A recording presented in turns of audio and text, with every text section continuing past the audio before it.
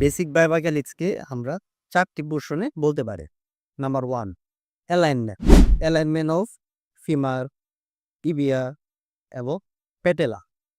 এই অ্যালাইনমেন্টে সঠিকভাবে যদি অ্যালাইনমেন্ট না থাকে তাহলে অ্যাকিলিস ক্ষয়, লিগামেন্ট ইনজুরি হওয়ার চান্স অনেক বেশি থাকবে। নাম্বার 2 মাসল পাওয়ার। আমরা হাঁটার সময় হাঁটুতে নিজের শরীরের ওজনের থেকে 3 থেকে 5 গুণ বেশি প্রেসার পড়ে এবং দৌড়ানোর সময় সেটা বেড়ে যায় 7 থেকে 10 গুণ পর্যন্ত। যদি মাসেল পাওয়ার উইক থাকে, মাসেল যদি দুর্বল থাকে তাহলে হাঁটুর উপরে অনেক বেশি প্রেসার পড়ে এবং যা ক্ষয় বা অন্যান্য রোগের কারণ হয়ে তারা। Number 3 movement.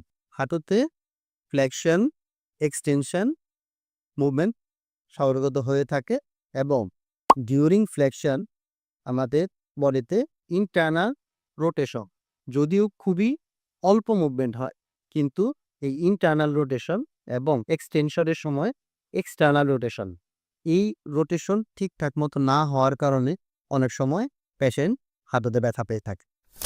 Number 4 foot mechanics. Flat feet বা হাই আর্চের কারণে হাঁটুর মেকানিক্সের পরিবর্তন হয় যা ব্যথার কারণ হতে পারে।